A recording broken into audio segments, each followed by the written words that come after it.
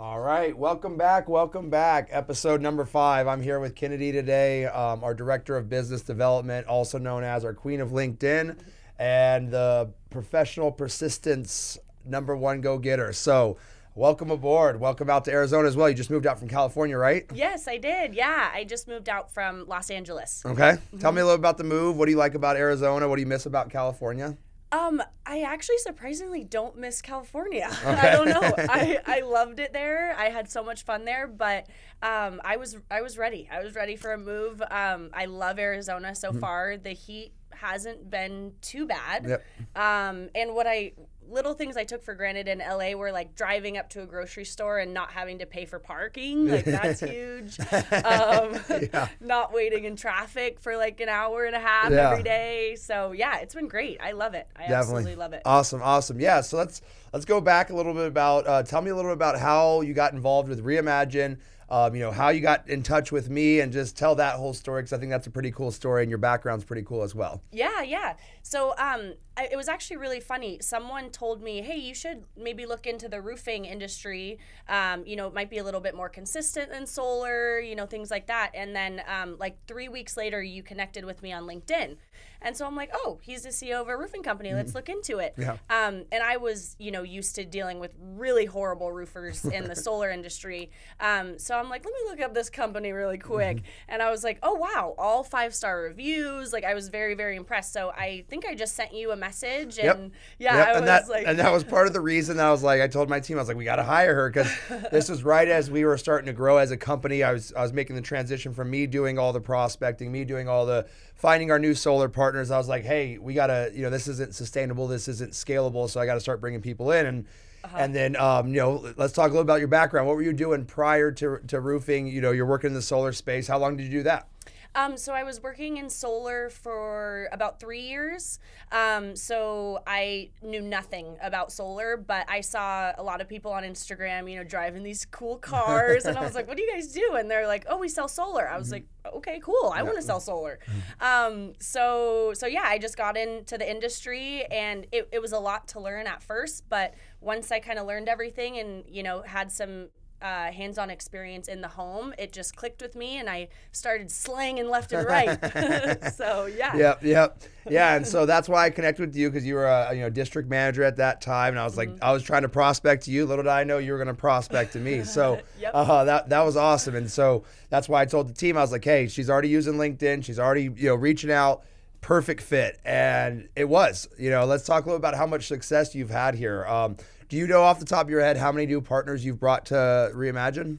I actually don't. Do you? No, I think it's okay. I think it's north of 20 though, I would say. Wow. Yeah. Cool. So I would say at least 25 new solar partners, a mix of using both your phone book, your past connections, but excuse me. Also, we need a cough button, but also really just reaching out. So talk to me a little about the mindset you use, because so many times I sit down with the VP of sales or the CEO of another company, and the first thing they say is, man, you got a good one in Kennedy. She's persistent. She messaged me like 6 times, and I finally said yes. So talk to me about the mindset, and how do you deal with rejection, and how do you deal with just keep persevering after no responses for 3, 4, 5 times? Yeah. My mindset in sales is persistence beats resistance. Okay. I like it. Yeah. So as long as I'm doing it obviously in a professional way. But yeah, I mean, some people, they won't respond usually. And actually you taught me, you're like, hey, keep messaging. Don't like get discouraged, or don't take that no for an answer. So I was like, okay, great. So yeah, I just kept messaging people, and my mindset is that they really need us. And I really needed Reimagine when I was selling solar. So I just Why do you say that? So in my company, I had the most re-roofs in the company. I had 14 re-roofs in 2 months. Wow. And most of them got screwed up due to a bad roofer. I had a 15 kilowatt deal that I door knocked myself. And the roofer didn't show up 4 times in a row. Man. So on the 4th time, after talking to this customer, I was like, please, give us one more chance. He's like, I'm giving you one more chance, but if they don't show up again, I'm canceling. Sure enough, they didn't show up again, so I lost all the commission, and it happened over and over and over again. I had one roofer, they left debris and killed my homeowner's turtle in their pond. Oh, no. So just all these horror stories, and so I could have really used Reimagine when I was selling. So that's kind of how I look at it when I'm talking to people in the solar industry. Like, you guys really, need us, and you are solving this huge problem in the solar industry. So that's kind of how I look at it. These people need us, and I'm helping them, and I'm helping progress their projects forward. And Definitely. yeah, definitely. And just a little bit of sales advice for everybody out there that is in sales. I have not met another professional that didn't appreciate persistence, myself included. I get a lot of messages on LinkedIn as I've grown my footprint there. And if somebody sends me 1 or 2 messages, sometimes I won't be able to get back to it. But if someone sends me a 5th message or a 6th message, I'll finally be like, okay, you know what? They're getting after it. I'm going to give them at least, 5 minutes, 10 minutes. And, sometimes if they have a strong enough value proposition, people have won our business that way. And, same thing that you're doing right now. So you come across from the from the solar industry. And what was it like stepping into roofing? What was it like the first time you stepped foot on a roof? Oh, I learned that I don't do well on a roof. I can sell them, but I'm very scared of heights. Didn't wear the right shoes, and I was on a 2-story roof, and I kind of realized, maybe up on the roof isn't for me. But being a part of the company and growing it, and business development is for me. But it's been great. It's been a really easy transition from solar to roofing. And I absolutely love it. I love it. It's seriously one of the best things that's happened. So I'm really excited because I still get to use my solar knowledge, but then now I'm kind of in another industry too that I get to learn more about. Yep. So yeah, it's definitely been awesome. And what kind of feedback have you gotten from our partners that you've connected with Reimagine? Amazing feedback. I like to check in with our partners, once a month, and just kind of ask them how we're doing, if there's anything we can do better. And for the most part, everyone's like, no, it's been awesome. So, that motivates me to be able to make new partnerships because I know that I'm helping these people and they're all really satisfied. And so, yeah, it's been really, really rewarding. Definitely. It definitely changes the mindset when you're selling something or providing something that they need. Yes. That was a big shift for me when I was running a personal training department and selling personal training. When I first started out, didn't want to feel pushy. But then what kind of clicked in my head is, hey, when I push this person that's 150 pounds overweight to do personal training today, after a week, they thank me. After 3 months, they're like, this was the best decision I ever made. And when I had that confidence, I started being able to say, okay, maybe I need to push them to make the right decision today, and they will thank me later. So is that something that you kind of feel as well, as like that little bit of pushiness? You don't feel it anymore because it's like, as soon as you say yes, you're going to be like my biggest fan. Oh yeah, 100%. At first I was a little timid. Okay, I don't want to push this person too much, but now I'm like, what? Like, you guys need us. Like, you need to respond as soon as possible because I'm trying to help you guys, So and our reviews are huge. In solar, I kind of had to battle the reviews of different installers I would use, and with Reimagine, it's just so easy for me to create these relationships because I have our reviews and our reputation to kind of back it up. 100%. 100%. So, yeah. And what was a typical wait time to get a quote when you were in the solar industry? It took about 3 months. Wow. Yeah, it was insane. I lost deals left and right that needed a roof because it would take on average 2 to 3 months just to get a quote back. That's not getting the roofers out. Getting the roofers out would take 8 to 9 months. Wow. So, wow, that's incredible. Yeah. That's a long time. It was not fun. And just for comparison, we're at 15 minutes in about 2 weeks. So pretty big difference. Huge difference. So talk to me a little bit about other things that you have going on in your life. I know you moved out here. We got the gym in the basement now. You got some fitness goals? Yeah, I'm actually trying to gain 5 pounds of muscle. All right. Yeah, so actually Cody's really kind of inspired, we've really inspired me to I've been waking up early, going to the gym in the morning, kind of getting it over with. I used to work out in the afternoon, but I feel like I wouldn't get as good of a workout because, I'm kind of tired after the day. So just waking up, I've become a morning person since working at Reimagine. Yeah. I don't know what it is, but I pop right up at, 5:30, 6 o'clock, and I'm in the gym, and it feels great. And then another thing you've taught me too is the no coffee for 90 minutes of the first part of your day. Do you want to tell a little bit about that? Yeah. So there's a lot of great evidence that shows that basically if you don't take caffeine in your first 90 minutes of the day, you won't have that midday crash. And the mechanics behind that is when you first wake up, there's a portion of the brain that where the caffeine binds to, and that portion is still full. Essentially, the way I think about it is like it's a puzzle piece. When you first wake up, there's a puzzle piece already there, and slowly it's going to get detached, and then that's what caffeine comes in and binds to, and that inhibits the production of the sleep hormone. So if you take your caffeine in right when you wake up, when that other piece is still binded here, then it comes in like this, and it only has a partial bind, and then at 2 o'clock it unbinds, and now all that sleep hormones can come in there and bind, and you get that midday crash. So that's something that I've implemented in my life, where I don't take in any caffeine until at least after that 90-minute mark, and it does make a world of difference, because then you're feeling that crash at 6 o'clock at night, which is when you should be feeling ready to wind down and ready to, end your day. So yeah, that's been huge for me. And at first I'm like, but I love my coffee when I first wake up. But just really, being like, you know what, I'm just going to wait 90 minutes. It's really not that big of a deal. It's made a huge difference because I would kind of, like you said, start to crash after lunch. And now I have so much energy all the time. It's been great. Yeah, and since moving out to Arizona, you've really been taking on more of a leadership role as well, trying to help train some of the team. So talk a little about that and what you've brought to the team now that you've been in Arizona and some of the classes you've been leading. Yeah, so I've been teaching some Solar 101. Everyone that comes in to Reimagine has extensive solar training so that we can really understand the solar industry and make sure that we're not, screwing up any solar deals. So I've been teaching new people that are coming in, and we're, hiring quite a few each week, I would say.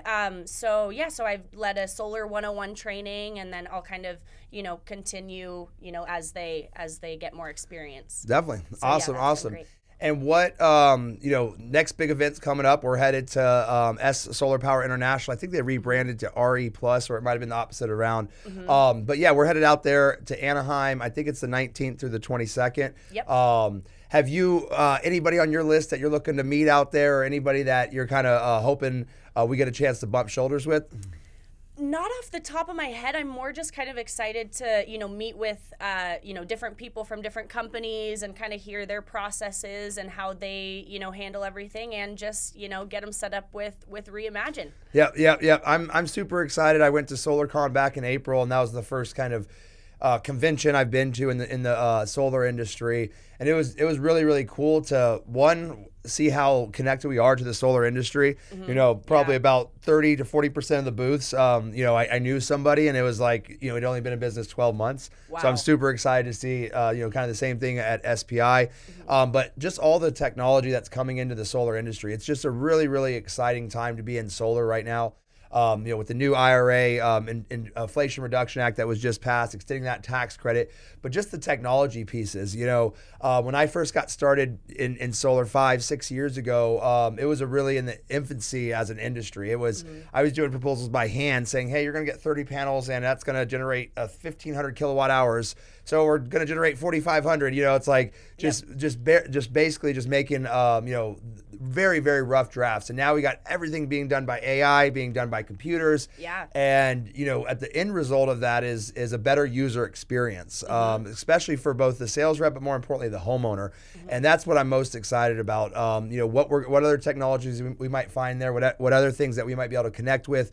And also, of course, just making new partnerships and finding new partners. Yeah. So talk to me a little bit about what your experience was like in solar, what you kind of saw as the biggest struggle outside of roofing that you don't see maybe here at Reimagine. Like what was a big headache there that you're not feeling here?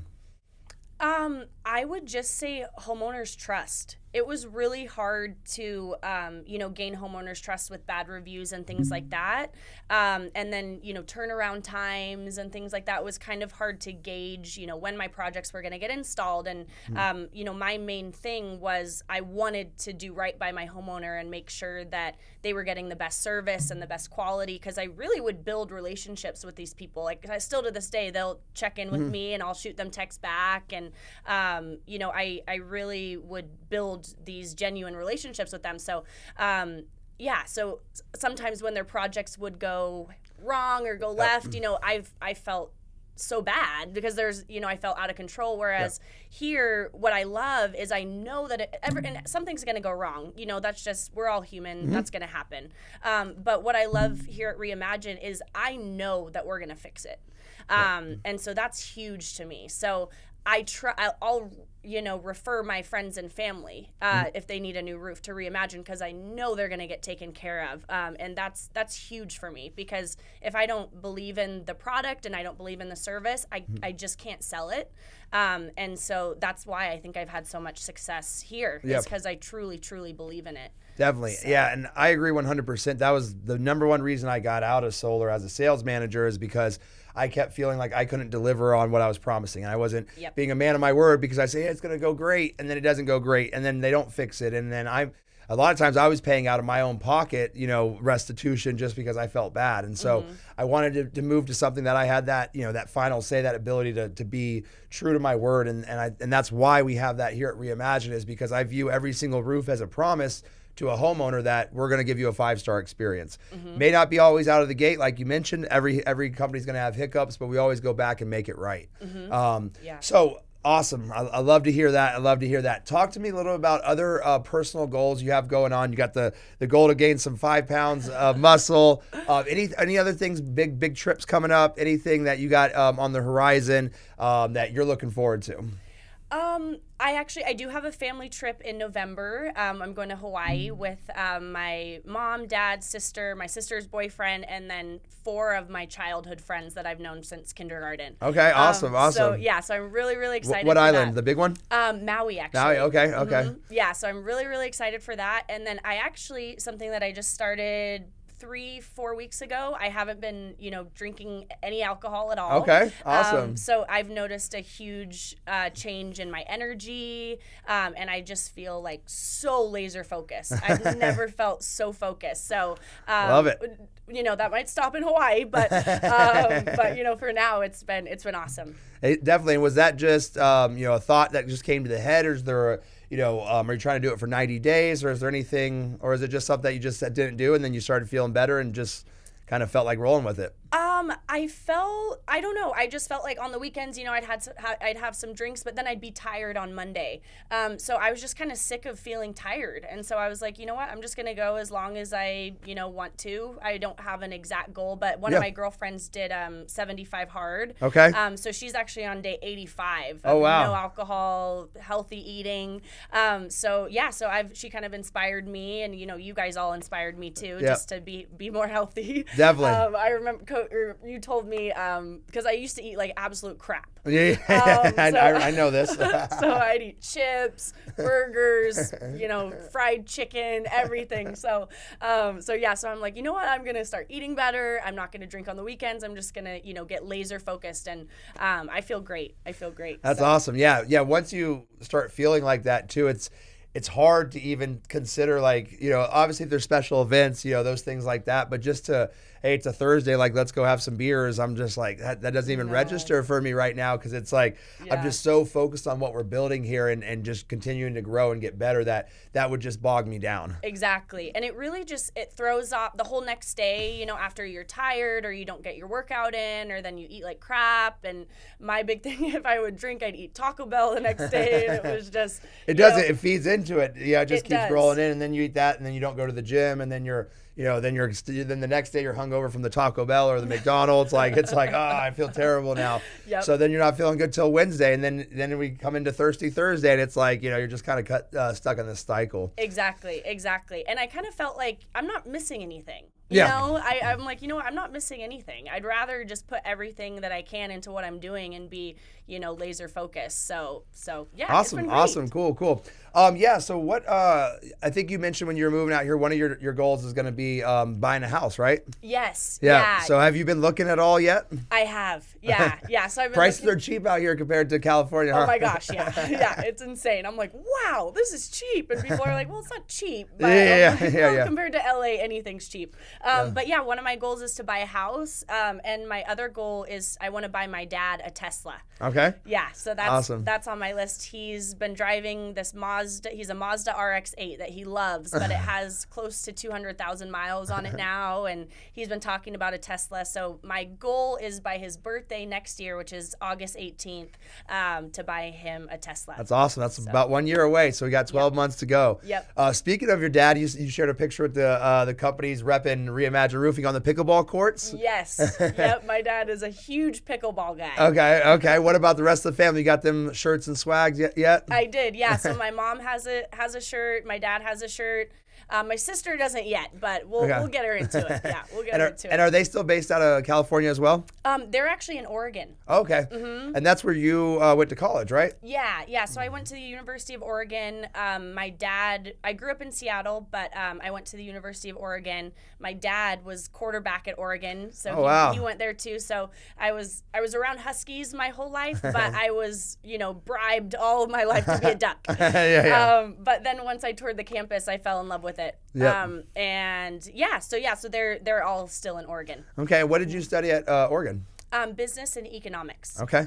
Awesome. And what was kind of the biggest thing you took away from that learning? Do you have a lot of things that from school that you're able to apply now, or did you find it as something that there's a lot of book learning and it wasn't quite as much that you're using now? Where do you kind of fall on that? It was a lot of book learning. Yeah. And I'm very hands-on. I feel like I learned a lot about myself in college, which was great, and had a lot of fun at the football games and everything. But I feel like I've learned the most through experience. When I'm just thrown into a situation, I pick it up, I learn, really fast. So yeah, I've learned the most through just experience for sure.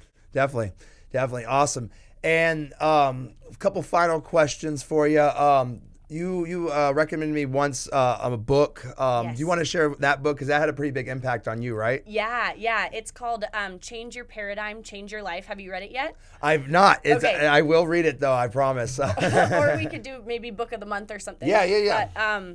But yeah, it's amazing. It's essentially just about how you change, you are the only one stopping you from the life that you want.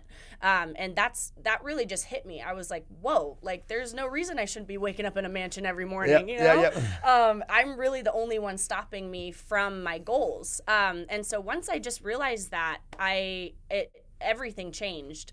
And so I'm huge on mindset. And I just think that, every morning you wake up, you have a choice if you want to wake up miserable or if you want to wake up and have a great day. Yep. And I feel like you also just have a choice if you want to lose weight, if you're in a bad relationship, if you don't like your job, you're in control and you can make a change and change your life. 100%. So that book has taught me a lot, and it's taught me a ton about mindset, and I'd highly recommend it to anyone. Definitely. And we're actually, this book of the month is on mindset as well, so I'm going to make that the bonus book of the month, because a lot of people get through our book of the month in a week or two, and they're like, hey, I need more stuff to read. So we were actually talking on the leadership team that we want to start doing a bonus book of the month that fits with that book of the month. So we will roll it out this month as well. Awesome. Yeah. That the mindset thing is just so true. And the example that I've always given it, it seems kind of morbid sometimes, but that's by design. If you go back just 200-300 years into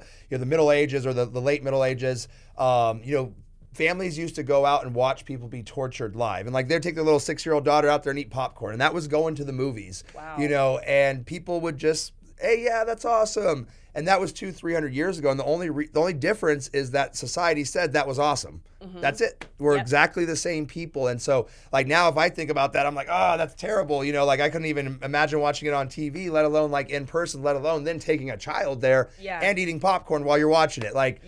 And again, that was 300 years ago, 400 years ago. So it's it's I kind of always tell everybody in the company, like, your mindset is really everything you have. Like there's nothing holding you back, like you said, other than your mindset. And the second that changes, and I see it in people when they join the company, I see them kind of like trying to be part of the company, and then all of a sudden something clicks, and I'll like do a one-on-one with them, and they'll say, oh, well, I just started believing in myself, or I just started doing it, and it's definitely it's really, really life-changing when you realize that control that you have. And kind of the final thing that we actually talked about Tuesday on the company about mindset, that's a great advice for everybody out there, is to start playing games, tricks with yourself. So we got we have a gym in the basement here that I come in and work out, every day, pretty much sometime between 5 and 6. Some days I wake up and I'm just feeling tired. I also have a couch up in the office. And so what I've been telling myself when I'm tired is, okay, look, just go to the office and you can sleep on the couch. You just got to make it to the office, and then you can take a nap if you're actually tired. To date, I've never taken a nap, because just getting moving and just going, by the time I'm at the office, I'm like, well, I'm already here. I got to work out. If you wanted to lose weight, just taking that first step outside of the house, like instead of saying I'm going to run 5 miles, I'm just going to go walk for a quarter mile. And then I guarantee when you walk that quarter mile, it's going to turn into a half. Then it's going to turn into a mile. And then you're like, well, I might as well go for a little jog now. Is that something that you've been working on, taking those little steps to get bigger victories? And how have you used that kind of line of thinking to be successful? Yeah. Well, so one thing you said on the call too was, when you wake up in the morning and you are tired, but when you push through, you're growing. That was huge to me, because it's so true. I'll wake up, my alarm will go off 5:30, 6 o'clock, and I'm like, oh, I could sleep for 30 more minutes, but I'm not growing. What am I doing? What am I doing for 30 minutes? What's that going to do? So I've really been thinking about that when I wake up, and then I'm like, let's just get up. And so the second my alarm goes off, I sit up, and I turn on music and I get going. And then once you're up, you're up, like you said. So I've definitely been using that mindset to just be like, you know what, if I am struggling, or if something's going on or whatever, if I just push through, I'm growing. So that's huge. And that little voice, I think the other thing that was really that I like to really think about too, is that little voice. At the end of the day, it's weakness, but that little voice is also weak itself. And so like when you just push it just an inch, then it goes away. But like if you give into it, then it just sits there, and then you feel bad about it afterwards. And that's the worst part too. Like when you hit that snooze, then you get up at 7:30, like, oh, man, I should have, tomorrow I'm going to not do this, and it's like, you never feel good about hitting that button. You never feel good afterwards of not, doing it for yourself. And totally. The biggest thing too, that I always think about is what Jocko Willink says, where he says that, if you're feeling tired, you can rest tomorrow. You can never rest the day you feel tired. If you say, hey, I need rest, that's fine. Everybody needs rest. But let that be tomorrow. And if you then do actually need rest tomorrow's a planned rest day, and you that was a win. But if today you were planning to go work out and then you rest, that's a loss. So by just and so then I push through that, and then I'm like, I guess I really don't need to rest tomorrow. I was just being weak. Or I don't really need to like put this this report off, or these numbers that I'm trying to crunch. And it's so crazy just getting that first little step, how much everything easier becomes. Yeah, totally. And it's crazy. Our brains are so crazy. I've been watching these podcasts about how our brains want us to be comfortable. So that's the fear, is our brain, a little part in our brain saying, oh no, don't do this, don't do this. But if you can just fight past, that fear or whatever it is, then, you're training your brain to not be scared anymore. 100%. So that's definitely awesome too. And then on the flip side, you can kind of play into that wanting to be comfortable. So part of the reason that people are so drawn to social media is because you can literally just, flip your thumb and get a dopamine hit. That dopamine hit. Like there's nothing easier in life. And since your brain wants to be comfortable and wants to be lazy, I talk about a lot, I call it my monkey brain, the monkey brain that just wants the bare minimum. Give me easy stuff. Give me sweets. Give me all this. That's what social media really taps into, is that little, boom. And I got, new stuff. This is so easy. And so we talk about it that, hey, if you're feeling that urge to pop onto Facebook, pop onto LinkedIn instead. Your brain's going to get that. The same monkey brain is going to get satisfied. If you're feeling the urge to go binge on YouTube, great. Go binge on YouTube sales videos. Go binge on YouTube roofing videos. At first, it will sound unattractive, but then once you're into the first video, the monkey brain kicks in. It's like, oh, YouTube, great. I'm just going to zone out and watch YouTube. Or, oh, I'm just going to scroll through LinkedIn. Yeah. And now you're building your business. Now you're making yourself additional income, or you're training yourself and getting better while still playing into that monkey brain. Is that something that you've been employing more as we've been talking about it on calls? Oh yeah, totally. Yeah. I've been, and I feel like, just when you wake up in the morning, you're just like, okay, I could do this or I could do this, but which is gonna, bring me closer to my goals. And I think another huge thing is writing everything down. Yeah. I like before the week, Sunday night, I write down, okay, this is my goal, this is my goal, this is my goal, both personal, mental, work, and that's been huge for me too, to really accomplish those. Yeah, I love what I do is I do the minimum accepted number for the week that I make a promise to myself, and I got this from Joe Rogan where he'll say I'm going to do yoga twice a week, I'm going to run twice a week, I'm going to lift weights twice a week. So if it's Thursday and you haven't done anything, well, guess what? You better go do yoga today, you better run today, and you better lift weights today. So it allows me to put these parameters, because I'm a very numbers-driven person. I'm not gonna fail. So if I say I'm gonna do this 5 times and there's 7 days in a week, I might not do it the first 2 days, but I will do it the last 5 days. And so by making those Sunday commitments to my that week, it allows me to kind of look back, because the other thing I talk about a lot is past self, present self, and future self. And I always say that. You always think future self's going to do more than present self, right? It's like, oh, next week I'm going to go to the gym 5 times a week. I know this week I only went 3 times. And so if you start writing things down, you can use present self to hold, past self to hold present self accountable. It's like, I did say I was going to go 4 times this week, and it's written down right there, because otherwise your brain will be like, did you say you're going to go 4 or 3 times this week? It's Saturday. I think you only said 3, and like you kind of, have those that self conversation, talk yourself out of it. So I really, really love the strategy of, that Sunday writing things down. How do you go about that? Do you journal, or do you just put it like on a notepad, or what's your process? So I'd really like to get better at journaling and meditating. So those are 2 goals. I can't seem to focus when I'm meditating. My dog's in my face or whatever. But to answer your question, I just get a good old-fashioned piece of notebook paper, and I just write down, okay, these are my personal goals for the week, these are my work goals for the week, and these are my mental goals for the week, and then I keep it in my purse everywhere I go when I come into work, and then I bring it out and I look at it every day. Okay, I'm doing that, and it really just holds myself accountable, and so it's been really, really helpful. On the meditating, the gym you go to, does it have a sauna? No, so I actually haven't found a gym in Arizona yet. Yeah, I've just been using my apartment gym. Okay, yeah. So once you do make that decision, I've always found like a sauna is a great place. Okay. It's usually very quiet, and then the heat kind of what I found is like scrambled my brain. It's like all I'm thinking about it's so hot, and then I stop thinking about it's so hot, and then I can find some silence. Okay. Other things that one of the other strategies I started using when I started meditating back in college, I actually took a course at ASU on meditation, and it was a semester worth of learning all the different ways you can meditate. A lot of people think meditation is just sitting there and your brain has to be silent. And everybody then, you commonly hear, I can't meditate. My brain runs too fast. It's, this. But there's multiple ways. And the one that worked for me, and I have a very active brain as well, is I would focus on every thought. So as a thought comes in, so like you're thinking, and then I would just hear that thought and look at it, and then kind of let the next thought come in. And what that does is it breaks up just along, normally if you're thinking like you're running to 9 different thoughts, that would put a pause in there. And then over time, like 2-3 minutes go by, your thoughts start coming in slower. And so you've literally slowed down your thinking. Okay, that's cool. The other one that I really liked as well. So basically what these are focus-based meditations where you're focusing on something super, super intensely, which then blocks out all your other thoughts. Okay. And so the other one that I really like is sensation meditation. And basically what that is you try to feel something really deeply. So you have your 5 senses, right? Hear, noise, smell, taste, touch, and what's the last one? See. Okay, see. So got a little help from the producer over here.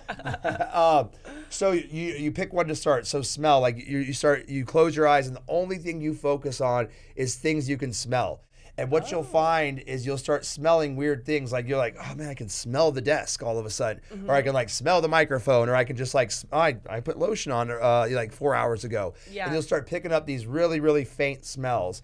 And then the next thing you'd maybe go to listening. And you're only focused on listening. Every single sound that comes in. You hear the little wood creak, or you hear like a cricket off in a distance, or you hear the air conditioner, just a little bit of a hum, you know, and you just kind of, you go through all of your emotion or all of your senses, you know, with taste. You can do it when you're eating a piece of food and close your entire eyes and just really taste every like texture and fiber of like the apple. Like, oh, it's sweet, but I feel the crunch, but I also feel like, you know, the juice going in the mouth, like, and it's like you're feeling things and you're sensing things that you normally wouldn't sense. Yeah. But you're so intensely focused on it that you're not thinking about anything else. I see. And cool. Yeah. And then you can progress from there. You can do go from sensation to elimination meditation. So then you link the two together, and you basically, you know, focus on your sense first, and then you just repeat in your head 3 to 4 to 5 times. I am not my nose. I'm not my nose. I'm not my nose. And then you do your ears, and then you really, really listen. Then you say, I'm not my ears. I'm not my ears. I'm not my ears. And the last thing you do is your thoughts, where you're observing those thoughts coming in. Then you say, I'm not my thoughts. I'm not my thoughts. I'm not my thoughts. And what it will do is it's the same as kind of putting your goals on pieces of paper, or saying you're going to do something and you're going to go do it. Yeah. Kind of like The Secret. Once you say something, like, literally your mind starts doing it. You say, I'm not my nose, and your brain goes, okay, I guess I'm not gonna sniff anymore. Like, I'm not my hands, like I'm not gonna feel anymore. And then you can say, I'm not my thoughts, and you'll get some silence there. Now, obviously, meditation is just like anything else in life, where it's your brain's a muscle. So if you go to the gym the first time and you try to lift weights with me and you try to go run 10 miles the same day, you're not gonna be successful, and you're gonna be like, I can never go to the gym. Same thing, if you go sit down and expect to have 10 minutes of no thoughts, Yep. you're going to fail every single time. If you go and start appreciating those small victories of, wow, I had like 5 seconds where nothing was in my brain. It's crazy. Yeah. Oh, now I'm thinking that there's nothing in my brain. I'm back, you know, like, Yeah. But dang, I won that, you know? Yep. And so that is kind of how you can start progressing and using active meditations. You know, and then the one that's a little bit less, you know, not obvious is the eye one, you know, seeing. So that's, you know, watching fire is an old like meditation trick, or just watching, you know, the grass really intently, the ground, whatever. And what you'll start to see is you'll see an ant going by that you've never seen before. You'll see a little ladybug sitting on a leaf, like just little things that, because you have so many other distractions, you've never seen before. Yep. Or even if you're sitting in a sauna, you can just stare at a piece of wood and you'll start seeing, like, you know, oh wow, look, that piece of wood split right there. Oh, I wonder what happened, you know. And then you're like, hold on, wait, I'm not supposed to be thinking about that. Okay, let me just look at the wood again, you know. And like, but you can now focus instead of just sitting there and saying, okay, no thoughts, you know, and then not being successful. Okay, cool. Yeah, I feel like it's definitely a practice, right? You kind of have to practice and practice. One thing I do like, and I don't know if you do, but visualization. Where you just close your eyes and envision, you know, what you want your life to look like, or what you want your next week to look like, or the house you're going to eventually buy, or whatever. 100%, yeah. And the other thing that I think about meditation that has helped drive me to do more of it, because I again like to kind of trick my brain in multiple ways and like have the outcome.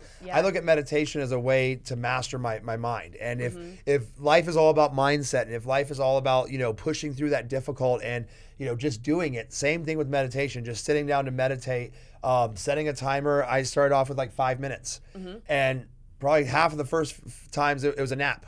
Like because my back was hurting, so I would lay down and I would meditate, and then the alarm would go off, and I'd be like, okay, that was just a nap. But then I was like, oh, obviously I like napping. You know, I'm constantly tricking myself, but you know, so then I would be like, okay, I get to go meditate, but and then in my mind I was like, okay, I get to go nap. You know, but then what starts to happen, just like with everything else, is then you start enjoying the practice, you start growing in it, and then you're like, okay, I'm not going to nap. I'm looking forward to it. And then you start seeing the results of it, that more control of the mind, you know, more just calmness and more clarity, which you're already seeing, you know, by cutting out alcohol and doing all these other things. So it's another layer of that adds to that, you know, that growth. Yep. Yeah. Totally. Awesome. And I've seen a ton of celebrities too, or, you know, people on social media, and they're like, the best thing I've ever done was mastered meditation. Yep. Yep. Because it is mastering your mind. And if everything we've talked about today on this podcast has all been about mastering your mind and tricking your mind, Yep. Maybe that the next step, I'm currently tricking my mind.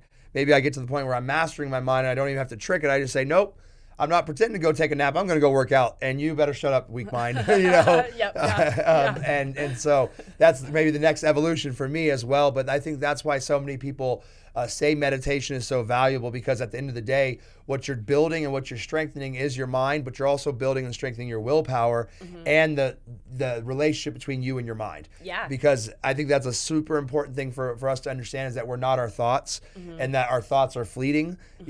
So many times I'll think something and then I'll wait 5 minutes. I'm like, oh man, I'm glad I didn't actually act on that, because I don't really actually feel like that. And so a lot of times just knowing that your thoughts aren't who you are, and that's what I think meditation sometimes shows you, is that you're more than your mind, and your mind is just like your arms, just like your hand, it's just like your feet. It's a part of you.